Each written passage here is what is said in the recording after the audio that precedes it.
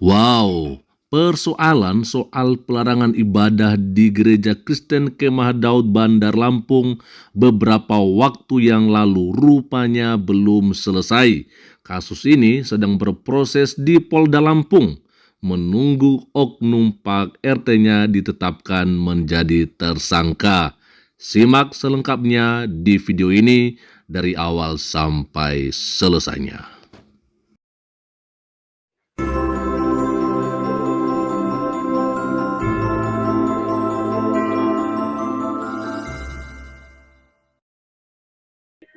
Nah, lalu kemudian saya baca lagi di sana dikatakan bahwa permasalahan ini tidak lagi ditindaklanjuti sampai kepada jalur hukum, baik itu perdata maupun pidana gitu loh. Nah, ini yang saya pikir sangat disayangkan sekali, ya kan? Kenapa tidak sampai dibawa ke jalur hukum? Kalau masalah kita memberikan maaf kepada oknum Pak RT, saya pikir memang itu seharusnya kita lakukan sebagai umat yang percaya kepada Kristus, ya kan? Tetapi soal hukum yang dilanggar oleh oknum Pak RT, saya pikir harus berjalan begitu loh Pak Ferdinand. Nah, cuman pada kesempatan malam hari ini kita kan ada di sini, kita akan coba ngobrol-ngobrol bagaimana menanggapi hal tersebut. Apakah ini ya membuat nanti khususnya gereja GKKD ya tidak lagi mengalami gangguan di hari-hari yang akan datang kalau ujung-ujungnya hanya berdamai dan ditandatangani surat di atas meterai 10.000. Apakah memang ini sudah solusi tepat untuk peristiwa-peristiwa yang terjadi seperti ini atau bagaimana kira-kira? Ini mungkin saya sampaikan ke Pak Ferdinand atau juga mungkin ke Pak Mardi Utomo kalau nggak salah sebagai gembala sidang ya di sana ya.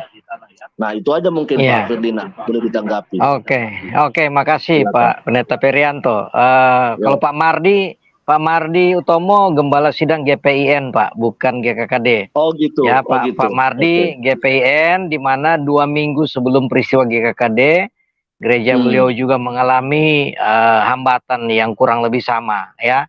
Nah jadi silakan Pak Parlin yang akan menanggapi, nanti mungkin saya juga akan menambahkan. Pak Parlin sebagai majelis dan ketua panitia GKKD yang mengurus ini. Silakan Pak Parlin. Oke, baik, saya coba akan menanggapi. Memang benar tanggal 23 Februari ya, kita ada undangan dari kantor kelurahan ya. Sebenarnya juga undangan itu tidak jelas juga sebenarnya apa tujuannya. Tapi ya kita tetap datang di situ di tanggal 23 itu hari Kamis ya, Kamis siang.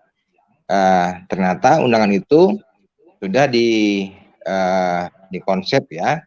Jadi saat kita hadir itu sudah ramai kumpul di kantor kelurahan ya. Yang tadi saya sampaikan bahwa ada situ lurah, ada camat ya, juga ada Kapolsek, ada dan Ramil, ada FKUB, Kemenak, dan ada beberapa tokoh masyarakat. Nah intinya bahwa pada hari itu dengan mediatornya Pak Camat ya, situ bahwa Wawan atau RT yang melakukan yang itu meminta maaf ya, di depan semua lah ya, di depan semua yang hadir pada hari itu ya. Nah prinsipnya bahwa ya kita gereja ya dengan sudah hadir di situ nggak menolak maaf mereka ya. Jadi sidang kita memaafkan ya secara lembaga, secara juga gereja ya memaafkan ya, ada saling memaafkan lah seperti itu. Nah jadi situ awalnya. Jadi sebenarnya ya kita terjebak dengan kondisi saat itu juga sebenarnya. Untuk selanjutnya kita ada memang di situ dibuat semacam draft ya. Draft di situ kurang lebih ada 6 poin ya, 6 poin. Di draft tersebut ya poin pertama saling memaafkan, yang kedua, yang poin kedua itu adalah ya GKD tidak menuntut ya baik itu hukum maupun perdata. Tapi ada komanya, ada dan situ dan eh, apa namanya itu dan menyerahkannya kepada pemerintah yang berwenang. ya, dan menyerahkan kepada pihak pemerintah yang berwenang. Jadi itu masih koma sebenarnya. Terus ada poin yang keenam itu bahwa izin sementara izin sementara itu harus diterbitkan pada hari itu juga gitu. Koma dan IMB rumah ibadah diproses. Jadi itu kita buat seperti itu ya. Jadi untuk proses sendiri, proses hukum sendiri ya, kita kan tadi kan menyerahkan kepada pihak yang berwajib kan seperti itu. Nah, jadi ya kalau untuk tadi gereja sebagai lembaga kita tetap memaafkan ya, tapi kan proses untuk itunya kita akan menyerahkan kepada pihak yang berwajib. Sampai hari ini kita masih melihat bahwa keputusan dari pihak kepolisian ya. Jadi yang kita dapat terakhir kita berapa kali sudah juga DBAP diminta sebagai saksi juga ya. Jadi untuk laporan sekarang itu adalah di Polda Lampung, itu laporan model A ya. Jadi anggota kepolisian yang melaporkan ya atas tindakan yang dilakukan oleh si oknum tadi. Jadi laporan model A itu sedang berjalan dan diproses di Polda Lampung. Ya, jadi dari sisi itu saya rasa masih tetap berjalan hukumnya ya. Nah, terus yang berikutnya untuk IMB-nya ya, IMB yang sementara memang sudah langsung keluar pada hari itu juga ya, dikeluarkan oleh camat ya, atas mungkin instruksi dari wali kota. Jadi kita sudah menerima IMB izin sementara selama 2 tahun. Nah, untuk IMB rumah ibadah secara permanen itu masih diproses dan itu udah juga terserahkan kepada Lurah sebenarnya 2014 ya. Tapi kita ngulang lagi untuk setelah kasus kemarin kita ulang lagi buat pengajuan ulang ya dengan mungkin data yang lama, 60 itu data yang lama. Kita hanya memperbarui yang strukturnya ya, struktur kepengurusan, terus juga masalah surat yang baru kita ajukan. Tapi sampai sekarang dari 27 Februari masih belum ada respon atau mungkin balasan dari Lurah Raja Basa Jaya seperti itu IMB yang rumah ibadah permanennya. Seperti itu Pak Pendeta. Iya, makasih Pak Parlin. Saya tambahkan sedikit ya. Jadi seperti yang disampaikan Pak Parlin tadi, oknum yang bersangkutan itu memang kita harus memaafkan ya. Tetapi bukan berarti proses hukum tidak berlangsung. Proses hukum tetap berlangsung karena kita kawal sampai hari ini, khususnya kami dari KMC, saya secara pribadi juga turun ikut mengawal proses hukumnya. Saya mendampingi Pak Parlin dengan Pak Pendeta Naik sebagai gembala sidang. Waktu tanggal berapa itu ya Pak ya? Di BAP di Polda, di Reskrim. Ya, tanggal 27. Ya. Tanggal 27 itu ya. Nah, 28, itu 28 ya, 28 28. pagi hari Selasa kalau nggak salah itu ya. Hari Selasa lalu, 28. Nah, saya mendampingi di ruang reskrim. Nah, memang yang buat laporan polisi itu bukan pihak gereja, karena memang dalam kesepakatan tadi disampaikan Pak Parlin bahwa gereja tidak akan melakukan ini bikin laporan pengaduan, laporan polisi, enggak. Ya, karena sudah memaafkan lah, saling memaafkan ya. Tetapi dengan catatan tidak selesai di situ. Tadi proses hukum ya serahkan kepada pemerintah yang berwenang. Nah, siapa pemerintah yang berwenang? Dalam hal ini tentu polisi. Dalam kasus ini tentu diambil alih oleh kepolisian daerah ya, Polda Lampung. Nah, oleh karena itu yang disampaikan Pak Parlin tadi, ini kasus ini bukan delik aduan. Ini delik biasa ya, sehingga tidak harus korban yang membuat laporan polisi. Tetapi digunakanlah model A yang disampaikan Pak Parlin tadi, artinya kepolisian sendiri yang membuat laporan polisi. Nah, laporan polisi ini sama persis dengan kasus di Tulang Bawang. Waktu kasus Tulang Bawang kami juga turun menangani, mendampingi gereja di sana, Gereja Pentakosta Indonesia. Iya, GPI di Tulang Bawang itu juga sama. bukan gereja yang bikin laporan polisi, tetapi anggota polisi itu sendiri dengan model A yang tadi, ya. Nah, jadi tetap proses hukum berjalan dan kita sudah lama juga kita dengar sudah langsung masuk kepada tahap penyidikan, ya. Sudah masuk pada tahap penyidikan. Dan beberapa hari yang lalu Pak Parlin juga telepon saya, rupanya masih dipanggil lagi Pak Parlin sama Pak Pendeta naik untuk DBAP tambahan lagi, ya. Artinya ini tetap berproses. Ini tetap berproses dan kita doakan saja supaya ini kok lama banget ditetapkan sebagai tersangka, ya. Ya, kita doakan aja supaya Polda kita kawal sama-sama supaya Polda melaksanakan ini dengan baik. Tapi saya percaya dengan Polda Lampung karena kasus tulang bawang itu mereka selesaikan dengan baik. 9 orang di kasus GPI tulang bawang, 9 orang dijadikan tersangka, itu ditahan, ya. Ditahan, jadikan tersangka, dan puji Tuhan 6 bulan kemudian, bulan Juni tahun 2022, Mbak Winarti, Bupati Tulang Bawang, mengeluarkan IMB untuk gereja GPI. Dan akhirnya kasus itu juga diberhentikan, ya, di SP3. Ya, karena ya kita kan tadi kita sudah memaafkan, ya, setelah izin keluar ya kita ya meminta untuk dilakukan SP3. Nah, sama dengan kasus teman-teman GKKD Pak Parlin dan kawan-kawan di Lampung ini, di Bandar Lampung.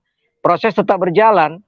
Ya, kita berdoa supaya percayakan kepada Polda supaya juga ya kalau memang sudah layak dijadikan tersangka ya ditersangkakan aja sudah, ya kan? Ditersangkakan. Nah, itu kita kawal terus, ya, kita kawal terus. Nah, lalu kemudian yang kedua, tentu perjanjian perdamaian itu terkait juga dengan IMB permanen, IMB gereja permanen, ya.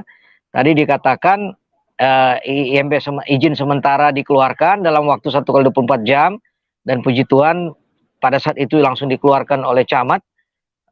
Lalu kemudian ya ada koma juga, ya, proses untuk IMB permanen itu tetap dilakukan. Nah, oleh karena itu kita doakanlah juga supaya IMB permanen untuk gereja GKKD itu bisa segera dikeluarkan oleh Ibu Bupati.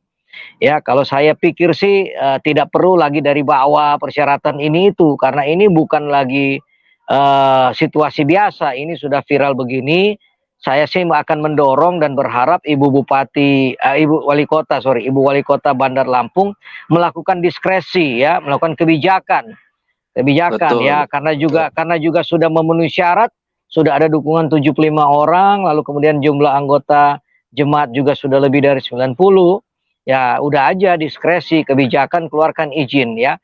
Sama seperti yang saya katakan tadi, kasus tulang bawang dalam 6 bulan kemudian Mbak Win, Bupati Tulang Bawang, melakukan diskresi karena memang gereja GPI juga belum memenuhi persyaratan, ya, tapi dikeluarkan izin. Lalu kemudian contoh yang kedua, kalau bapak-bapak sempat dengar viral di daerah Minahasa Utara, di Manado sana, ya, ada musola yang juga viral, ya, sempat viral. Itu beberapa hari kemudian, nggak tunggu lama-lama, Bupati Minahasa Utara langsung mengeluarkan IMB untuk masjid, untuk IMB masjid gitu, langsung gitu, ya. Maka kita doakan supaya Ibu Wali Kota segera mengeluarkan IMB permanen tanpa harus proses berliku-liku lagi dari bawah, karena kayak lurah sampai hari ini juga belum ada tanggapan, ya.